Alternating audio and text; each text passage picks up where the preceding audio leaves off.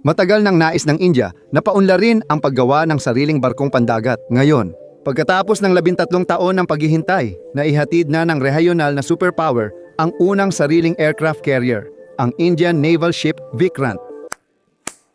Pero maganda ba talaga ang Indian Naval Ship Vikrant? Sa totoo lang, medyo.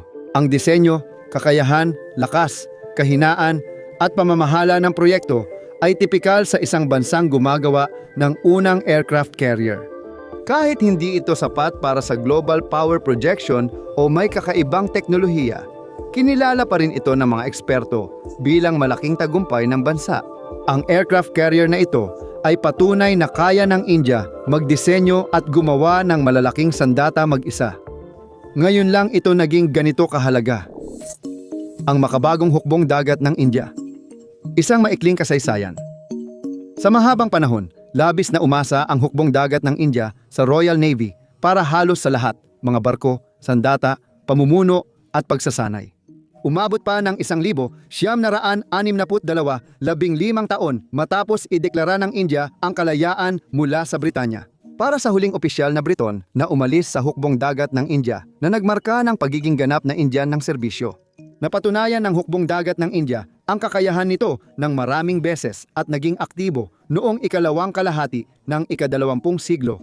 Natalo nito ang hukbong dagat ng Portugal sa pagpapalaya ng Goa noong 1961 at 10 taon matapos nito, winasak ang puwersa pandagat ng Pakistan sa digmaan ng India at Pakistan. Malaki rin ang papel ng hukbong dagat bilang panakot tuwing may kaguluhan sa rehiyon bukod sa aktibong labanan. Halimbawa, napigilan nito ang kudeta sa Seychelles noong 1986 at muling nagtagumpay sa Maldives noong 1988. Madalas hindi napapansin na tungkulin ng hukbong dagat ang pagbibigay ng makataong tulong. Noong 2004 inilunsad ng India ang isa sa pinakamalalaking operasyon ng pagtulong sa sakuna ng hukbong dagat matapos ang tsunami sa Indian Ocean.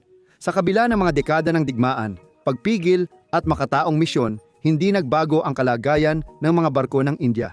Ang mga barkong aktibo sa bawat panahon ay kailangan ng makabagong teknolohiya. Laging nahuhuli sila ng isang dekada simula dekada 60 at inuulit lang ang kwentong iyon bawat dekada. Hanggang simula ng ika-21 siglo, karamihan sa barkong pandagat ng India ay ni-refurbish mula Royal Navy o Soviet ships dahil mababa ang kakayahan ng bansa sa paggawa ng barko. Sa karamihan ng kasaysayan ng kalayaan ng bansa, kahit na nakapagdisenyo at nakapag-develop sila ng maliliit na barko ng mag-isa, ang mga carrier na gawa sa sariling bansa ay nanatiling isang malayong pangarap para sa karamihan ng kasaysayan ng kalayaan ng India. Noong ika-21 siglo, napagtanto ng pamunuan ng India na panahon na para magbago ang bansa. Mula sa naval power na bumibili lang ng kagamitan, naging naval power na kayang magplano, magdisenyo, at gumawa ng sariling puwersa, pandagat. Ganap na sariling gawa, ang pinakaunang malaking proyekto sa aspetong iyon ay ang Indian Naval Ship Vikrant, ang pagtanggap at disenyo ng Indian Naval Ship Vikrant. Kaya noong dekada 90, nangangailangan ang hukbong dagat ng India ng bagong uri ng aircraft carrier na mas angkop para sa mga makabagong eroplanong pandigma. Ang Sea Area Fleet ay tumatanda at alam nilang kailangang i-upgrade ito para sa mas bagong eroplano tulad ng Mikoyan MiG-29K na di kayang mag-take off at mag-landing ng patayo. Panahon na para sa mas malaking carrier platform. Noong 1979 inaprubahan ni Ministro ng Depensa ng India, George Fernandez, ang pagdevelop ng bagong aircraft carrier. Napagdesisyonan na papangalan ng Indian Naval Ship Vikrant ang carrier, na ibig sabihin ay matapang sa Sanskrit. Ang bagong carrier na ito ang magiging unang barko ng bagong Vikrant class ng mga aircraft carrier. Kumpleto na ang 3 carrier fleet kung saan magkakaroon ng isang carrier battle group na nakatalaga sa bawat baybayin at ang ikatlong carrier ay itatabi bilang reserba. Magbibigay ito sa India ng tuloy-tuloy na proteksyon, makataong plataporma tuwing krisis at proteksyon sa interes, pang-ekonomiya at trapiko ng bansa. Mahalaga para sa India na ang Vikrant ang unang sariling gawa nilang aircraft carrier. Disenyo ito ng Warship Design Bureau ng Indian Navy at gawa ng Cochin Shipyard. Hindi sariling gawa ng India ang mga naunang aircraft carrier nito. Ang dating Indian Naval Ship Vikrant, unang aircraft carrier ng bansa at pinagmulan ng pangalan ng bagong Vikrant, ay dating Her Majesty's Ship Hercules. Itinayo noong ikalawang digmaang pandaigdig at inayos para sa pangangailangan ng India. Ang Indian naval ship Virants, na ibig sabihin ay higante sa Sanskrit, ay dating Her Majesty's Ship Hermes na pinamoderna lang. Nakikinabang din ang India mula sa krisis sa ekonomiya ng Russia matapos ang pagbagsak ng Soviet Union at binili nila ang lumang Admiral Gorshkov carrier noong 2004 na ginawang Indian naval ship Vikramaditya. Mabilis naging pinakamahalagang barko ng Navy ang carrier na ito, na may tungkuling panatilihin ang depensa at magsilbing basehan sa engineering para sa Indian naval ship Vikrant. Kaya naman maraming pagkakapareho ang dalawang barko. Ang Vikramaditya mismo ay isang carrier na maraming hindi magandang kapalaran. Noong 2012, habang isinasagawa ang sea trials, pumalya ang isa sa mga makina nito at nawalan ng tulak ang barko. 4 na taon ang lumipas, may tagas ng lasong gas na pumatay sa 2 mandaragat. Makalipas ang 3 taon, may sunog na ikinasawi ng opisyal at noong 2022, 2 pang sunog ang nangyari. Sa pagtutok sa paulit-ulit na mga aberyang teknikal sa barko, mas mahalaga pa, ang tuloy-tuloy na mga problema ay patuloy na nagpapakita na ang Vikramaditya ay hindi sapat na maaasahan para maging pangunahing barko ng India. Hindi na makapaghintay ang India sa Indian Naval Ship Vikrant. Orihinal, ang Iron S. Vikrant ay dapat 300 at 2,000 tonelada, ngunit tinaas ito sa 37,500 tonelada para magkasya ang mas malalaking eroplano. Nadagdagan pa ang timbang dahil umabot sa 45,000 tonelada ang huling disenyo. Ang huling sukat ng Vikrant ay 200 at 62 metro o 800 at 60 talampakan ang haba. May 62 metro o 200 at 3 talampakang lapad at taas na 59 na metro o 174 na talampakan. Mid-sized carrier ang Vikrant, kapareho ng Indian naval ship Vikramaditya na 200 at 84 metro ang haba at magkatulad ang bigat. Magkasama, ika-9 at ika-8, pinakamalalaking aircraft carrier sa mundo ang mga carrier ng India. Ang Iron S. Vikrant ay may stowbar na disenyo. Ibig sabihin, short take-off barrier assisted recovery. Ibig sabihin, kayang mag-take off ng eroplano mula sa deck ng barko na parang sa karaniwang runway kahit walang launcher. Kailangan ng arresting gears para mabilis mapabagal ang eroplano sa paglapag. Pinapayagan nitong magamit ang barko bilang platapormang paliparan ng lahat ng naval eroplano, di gaya ng Vitor configurations, na para lang sa maikling o patayong paglipad at paglapag. May 14 degree na ski jump ramp ang Vikrant para tulungan sa pag-take off. Bagamat hango ang Vikrant sa Vikramaditya, kitang matanda na ang lumang barko noong 2000s nang simula ng mga Indianong inhinyero ang modernisasyon. Ang mga pangunahing pagpapabuti mula sa natutunang aral ay ipinatupad sa Vikrant. Halimbawa, mas malaki ang flight deck ng Vikrant kaysa Vikramaditya dahil mas maliit ang espasyo ng tulay nito. Kayang maglaman ng 12 fighter jet at 6 helicopter ang flight deck para sa mabilisang paglipad at may 3 arresting gear para tumulong sa paglapag ng mga eroplano ng Vikrant. Lahat ng 20 ay nakaimbak sa mga hangar, 5 palapag sa ibaba ng flight deck. Dinadala ang mga ito sa flight deck sa pamamagitan ng 2 higanting elevator na may maximum na kapasidad na 30 tonelada na mas advanced kumpara sa Indian naval ship Vikramaditya. Salamat sa teknolohiya noon, ang Vikramaditya ay may isang elevator lang na nasa gitna ng flight deck, kaya kailangang itigil ang lahat ng operasyon sa flight. Habang ginagamit ang elevator, inililipat sa gilid ang mga elevator ng Vikrant para tuloy-tuloy ang operasyon sa flight deck. Ang Vikrant ay gumagamit ng iba't ibang eroplano tulad ng Mikoyan Gurevich. 29K may 26 na naka-order na French Dassault Rafale M birds. At kasalukuyang dine-develop ng Indian Navy ang Hindustan Aeronautics Limited Twin-Engine Deck-Based Fighter. Kasama rin ang mga rotary wing aircraft tulad ng Seahawk, variant ng Marine Black Hawk at Kamov Ka-31 na isinama sa barko kalaunan. Plano ng India na alisin ang MiG-29 mula sa Vikrant dahil mabigat ito at nagdudulot ng strain sa barko, lalo na't walang platform ang Vikrant para sa paglulunsad. Ang tanging tulong ng mga MiG ay ski ramp, kaya umaasa sila sa lakas ng makina para lumipad. Ibig sabihin nito, hindi kayang magdala ng MiGs ng kumpletong armas o posibleng hindi rin ang pinaka-maximum na dami ng gasolina dahil magiging masyadong mabigat sila para makalipad at mauuwi lang sila sa tubig. Isang issue ng India sa Mikoyan Gurevich ay ang pagdepende nila sa Russia dahil hindi gawang India ang Mikoyan Gurevich. Umaasa ang India sa Russia para sa pyesa at tulong sa pagmamantini. Bumaba tuloy ang availability rates. Ayon sa ulat noong 2016, nasa 37% lang ang serviceability ng mga Mikoyan Gurevich ng India at umabot pa sa 15% ang availability rate ng buong fleet sa isang punto na may 45 lang na Mikoyan Gurevich sa inventaryo ng bansa. Kulang na ang operational na eroplano para ma-qualify ang mga piloto, lalo na kung isasama pa sila sa carrier. Lalong lumala ang sitwasyon dahil bumagsak ang hindi bababa sa 5 Indian Mikoyan Gurevich mula 2018 na posibleng senyales ng maling paggamit ng ilan sa kanilang 20 shamks. Nasa no-fly state sila o baka pareho pa. Kahit ano paman ang kaso, ang limitadong bilang ng mga eroplano ay nangangahulugan na hindi kayang magsagawa ng India ng sabay na opensiba at depensibong operasyon ang kanilang mga carrier. Hindi ganoon kalakas ang Vikrant, lalo na kung MiGs ang armas. Hindi rin tiyak ang bilang ng gumaganang Indian MiGs ngayon. Pero ang plano ay tuluyang palitan ang MiG-29K ng 26 Rafale na magsisimulang dumating sa 2030 at ng Hindustan Aeronautics Limited Twin Engine Deck-based fighter na malamang ay hindi pa magagamit hanggang 2038. Mas babagay ang Rafale sa Vikrant kumpara sa MiG-29K dahil mas maliit at magaan ito. Pero hindi pa rin ito perpekto para sa Indian Navy. Pasok lang ito sa sapat na kategorya. Kailangang baguhin ang elevator para magkasya ang paparating na Rafale. Hamon ang paglilipat ng eroplano mula hangar papuntang flight deck dahil kailangang laging tanggalin ang wing pylon. Dahil dito, malaking puhunan ng India ang Hindustan Aeronautics Limited, Twin Engine Deck-based fighter para sa sariling carrier at multi-role combat aircraft na disenyo.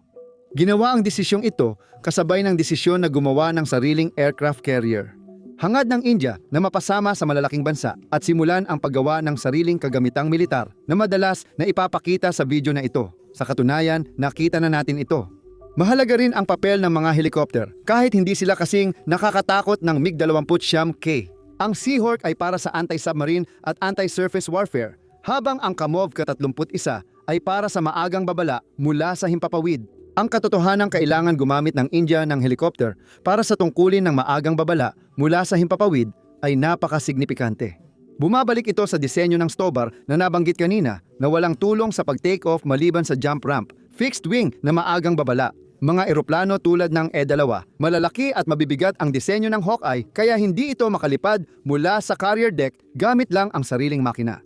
Kailangan ng katapult para mailunsad. Wala ang kakayahang iyon sa Vikrant, sayang dahil walang helicopter na kayang tapatan ang fixed wing na eroplano sa ganitong tungkulin. Mas mabilis sila, may mas malawak na saklaw at tagal ng lipad, may mas malalakas na radar at battle management systems. Kayang umakyat sa mas matataas na altitude at mas malawak ang nasasakupan. Nalubos na nagpapahusay sa kakayahan ng radar ng isang airborne early warning aircraft kumpara sa Ka-31 airborne early warning helicopter. Ang ginagamit ng India sa tungkuling ito ay di hamak na mas mahina kumpara sa halos lahat ng modernong fixed-wing na eroplano na malaki ang epekto sa situational awareness ng Indian naval ship Vikrant. Sa onboard integrated firepower, ang Vikrant ay may 2 vertical launch systems na tig-32 cells nilagyan ng Barak 8 surface-to-air missiles bilang pangunahing anti-aircraft sandata. Sa abot ng 100 km at pinakamataas na bilis na Mach-3, ang Vikrant ay magkakaroon ng 64 na ganitong mga misil na bawat isa ay kayang-kayang pabagsakin ang mga modernong eroplano mula sa himpapawid. 4 na automatikong kanyon, 630 30M rotary cannon ang panlaban sa eroplano at misil, habang 5 remote-controlled 100 at 27mm heavy machine guns ay gamit din sa parehong layunin. Ang automatikong kanyon, 630 ay gumagamit ng 30B100 at 65mm frag shells na nagpapaputok ng 10,000 bala kada minuto na may epektibong abot na 4,000 metro laban sa mas maliliit na sasakyang pandagat. Dahil dito, mas epektibo ang cannon system na ito kaysa sa American Phalanx na karaniwang ginagamit sa mga barko ng United States Navy. Para sa electronic warfare, may Kavach anti-missile system ang Vikrant, isang decoy na panlaban sa paparating na missile.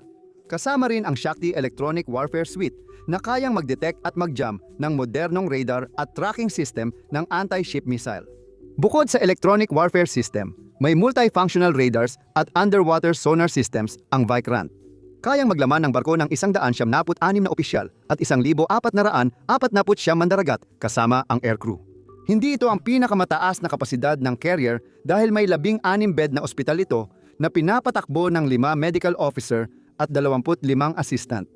May general ward, isolation ward, intensive care unit at phenol-only ward ang ospital ni Jamort. Sa wakas, ang Indian Naval Ship Vikrant ay pinapagana ng 4 na General Electric LM 2,500 gas turbines na gumagawa ng humigit kumulang 88 megawatts o higit sa 110,000 horsepower. Pinapayagan nitong maabot ng barko ang 28 knots na bilis at 8,000 nautical miles na maximum range, katumbas ng 15,000 kilometro o 9,000 at 200 milya. Pinapahintulutan nitong magpakita ng lakas sa Indian Ocean. Bilang carrier na may conventional propulsion, ang Indian Naval Ship Vikrant ay angkop sa lokal na kontrol sa dagat. Kulang ito sa saklaw at tibay ng nuclear-powered carrier para sa global power projection, kaya umaasa ito sa ibang barko para mag-replenish sa dagat kung gusto ng malalayong at matagalang operasyon. Gayunpaman, ito ay tugma sa layunin ng proyekto na magdisenyo at gumawa ng gumaganang aircraft carrier sa bansa, hindi para sa global power projection. Ipinakilala si Vikrant bilang isang kahanga-hangang gawaing inhenyeriya sa India.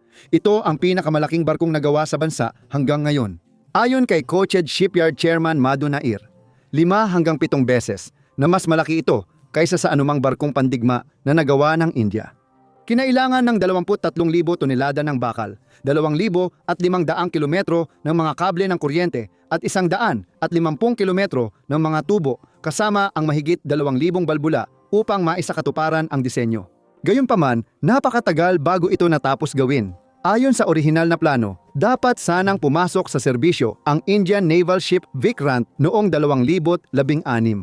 Gayunpaman, napakaraming pagkaantala sa proyekto. Karamihan ay dahil sa kakulangan ng mga materyales at pagkaantala sa pagdating ng mahahalagang pyesa. Naantala ang sea trials ng barko dahil sa COVID-19 pandemic at naitalaga lang ito noong 2022 na taon mula sa orihinal na schedule na nagkakahalaga ng 260 bilyong rupees o 3 tuldok, 1 bilyong dolyar. Hindi naman ganoon kasama, lalo na't mas mahal pa ng ilang ulit ang karamihan sa aircraft carrier. Pero hindi kayang tumbasan ng pera ang mga pagkaantala sa oras. Teknolohiya ang nagtatakda ng tagumpay sa digmaan, kaya ang pagkaantala ng Indian Naval Ship Vikrant ay nagdudulot ng panganib na ito'y maluma at mawalan ng halaga. At kitang-kita iyon kapag inihambing ang Vikrant sa iba pang mga barko. Pagganap versus pangunahing puwersa ng hukbong dagat. Naging fully operational ang Indian Naval Ship Vikrant noong late 2023 matapos ang malaking ehersisyo kasama ang lahat ng eroplanong sakay. Kaya nabuo ang ikalawang carrier battle group ng Indian Navy. Ang Vikrant ay magsasagawa ng ilang demonstrasyon militar sa paglipas ng panahon, ngunit unang tunay na susubukin ito noong 2025 matapos ang Tropex. 2025 exercise nang humiling ng medevac ang motor vessel Hilan Star. Ang bulk carrier ay nasa 230 nautical miles kanluran ng Goa. 300 tripulante ang inilikas papuntang Indian Naval Ship Hansa gamit ang Sea King helicopter ng Vikrant, kaya natapos ang unang tunay na misyon ng barko. Makalipas noon, naging mahalaga ang papel ng Vikrant sa tensyon ng India at Pakistan. Ipinadala ang carrier sa Arabian Sea sa Operation Sindoor at pinangunahan ang 8 barkong carrier battle group. Agad kumilos ang battle group at nagbantay sa estratehikong posisyon, handang umatake. Ilang lugar sa Pakistan, kasama ang Karachi, ang nag-udyok sa hukbong dagat at hukbong himpapawid ng Pakistan na magdepensa. Patuloy na pinananatili ng mga MiG-29K sa barko ang presyon sa himpapawid ng Pakistan. At isa pa ay pinaandar para salubungin ang Pakistani Ras Sea Eagle. Gayunpaman, hindi ito kasing halaga ng paghahambing ng Vikrant sa mga kalabang Tsino. Napatunayan ng India na kaya nitong magdisenyo at gumawa ng sariling aircraft carrier, malaking tagumpay ito para sa lokal na produksyon ng militar. Naging pangunahing puwersa ito sa hukbong dagat ng Asya, lalo na para sa China. Itinuturing ng India ang China bilang pangunahing kakumpetensya sa hukbong dagat at binabantayan din ang Pakistan dahil sa mabilis na pag-unlad ng militar ng China. Kasabay nito, sumali ang India sa QUAD, isang inisyatiba ng Hapon, Amerika, Australia at India para kontrahin ang pagpapalawak ng China sa Indo-Pasipiko. Habang dinisenyo at ginagawa ang Vikrant, halos sabay ring nakabuo ang China ng sarili nitong disenyo ng aircraft carrier, ang Fujian. Nang magsimula ang serbisyo nito noong 2025, na ipakita ng Fujian na tila bangkang pangisda lang ang Vikrant. Halos doble ang bigat nito na umaabot sa 85,000 tonelada, may habang 316 metro at lapad na 76 metro. Kayang magdala ng mas maraming eroplano at kahit di tiyak ang bilang, siguradong lampas ito sa 50. Para mailunsad ang mga eroplano, umaasa ang Fujian sa electromagnetic catapults na sa ngayon ay pinaka-advanced na teknolohiya sa pagpapalipad ng eroplano at makikita lamang sa Fujian at United States ship Gerald R. Ford. Napakahalaga ng disenyo na ito. Malaki ang impresyon ng pamunuan ng India sa hakbang ng hukbong dagat ng China, kaya't plano rin nilang gamitin ito sa susunod na aircraft carrier ng India. Pag-uusapan pa natin ito mamaya. Ang Electromagnetic Aircraft Launch System or Electromagnetic Aircraft Launch System ay gumagamit ng electromagnetic induction motors para lumikha ng malalakas na magnetic field at itulak ang magagaan na bagay. Mas mabilis at matipid sa enerhiya ang sistema at mas mabilis din ang recharge rate kaysa tradisyonal na steam catapult. Ang Fujian ay partikular na dinisenyo para sa mga umiiral na Chinese combat aircraft tulad ng J-15 multi-role fighters at J-35 stealth fighters, pati na rin ang Xi'an KJ. 600 isang carrier-based na early warning at control aircraft.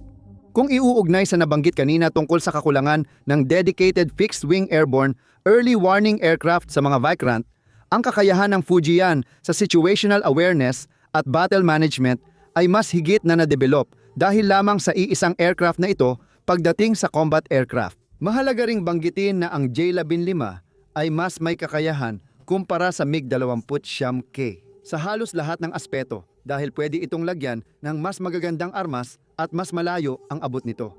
Ibig sabihin, kaya ng Fujian magpalipad ng eroplanong mas magaling sa MiG-29K at maihahambing sa paparating na Rafael at HAL TEDBF. Magkakaroon ito ng 50 mas marami kaysa sa 3-6 ng Vikrant sa electromagnetic launch ramp. Kayang magpalipad ng Fujian ng mas mabibigat na eroplanong may mas maraming gasolina at armas. Sa praktika, ibig sabihin nito ay mas malawak na saklaw at mas mahusay na lakas ng apoy. Sa kabuuan, mas malaki at mabagal ang carrier na ito kaya mas mataas ang resource consumption nito dahil wala itong nuclear reactor. Mas mahusay ang armas ng Fujian kaysa sa Vikrant at mas mataas ang tsansa nitong mabuhay kaya ito ang perpektong barko para magpakita ng lakas. Layunin ng mga Tsino na maglayag sa Indian at Pacific Ocean, pati South China Sea at Taiwan Strait, upang matiyak na alam ng Estados Unidos at ng iba pang mga karibal sa lugar na naroon ang China. Mas makatarungan sigurong ihambing ang Vikrants sa Shandong, ang unang aircraft carrier na gawa ng China. Ang barko ay mula sa Soviet Kuznetsov-class aircraft carrier at kahawig ng Vikrant na galing din sa Soviet. Pareho silang may ski ramp. Pareho silang kasya ang halos parehong dami ng eroplano. At bukod sa laki, magkahawig din sila kapag magkatabi. Malaki ang pagkakaiba. Mas mabilis itinayo ang Shandong at naitalaga na noong 2011, samantalang 13 taon itinayo ang Vikrant. Plano ng China na magkaroon ng 6 na aircraft carrier group sa 2035 at kung magpapatuloy silang gumawa ng barko sa ganitong bilis, malamang magtagumpay sila. Hindi kayang tapatan ng India ang China sa bilis ng produksyon at kalidad ng disenyo, lalo na para sa dominasyon sa dagat. Kontrolado rin ng China ang pinakamalaking hukbong dagat sa buong mundo pagdating sa bilang na may mahigit 350 barko na alam natin. Mas malakas ang India kaysa sa Pakistan na matagal ng kalaban nito. Ang hukbong dagat ng Pakistan ay binubuo ng mga frigate, corvette at ilang submarino. Mas marami at mas malakas ang armas ng hukbong dagat ng India kaysa sa Pakistan na nagpapahiwatig ng posibleng hinaharap. Kahit huli ng isang dekada ang Vikrant sa laban, hindi pa rin ito kabilang sa 10 pinakamakapangyarihang aircraft carrier sa mundo. Mahalagang tagumpay ito bilang unang proyektong ganito kalaki na natapos sa India. Pinuri ni retiradong Vice Almirante Anur Kumar Chawla na nagbantay sa proseso ng Vikrant, ang lakas pandagat at bilis ng paggawa ng mga barko ng China. Tungkol sa Vikrant, sinabi niya na hindi mo basta-basta magagawa ang mga carrier ng magdamagan. Kailangan talaga ng panahon. Dahil dito, mahalaga ang mas maraming barko tulad ng Vikrant para maprotektahan ang fleet, makalayo at mapabagsak ang kalabang barko bago sila makalapit sa aircraft carrier o iba pang barko.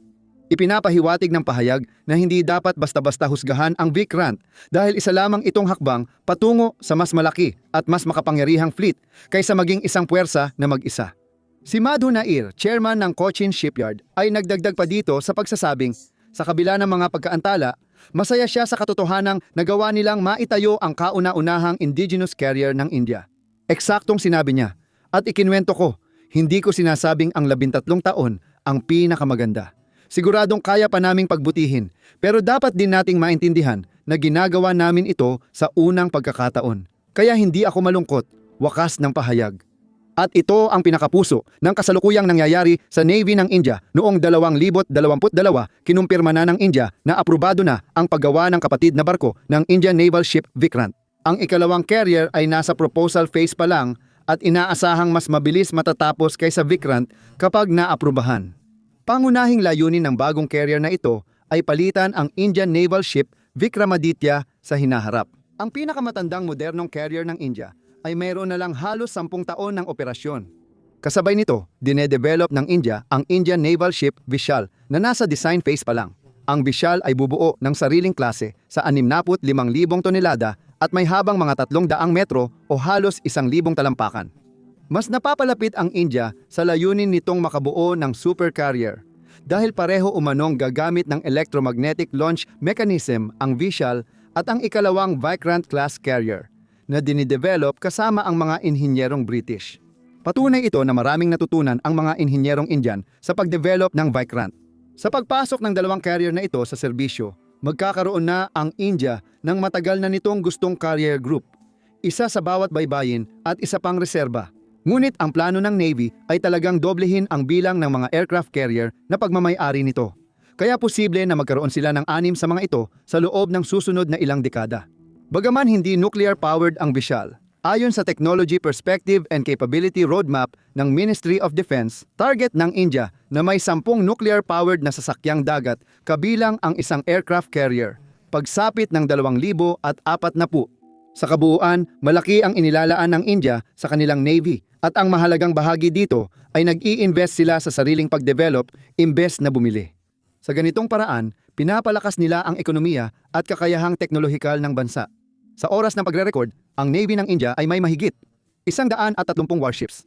2 rito ay carriers, at may plano silang itaas ito sa pagitan ng 175 at 200 pagsapit ng taong 2035.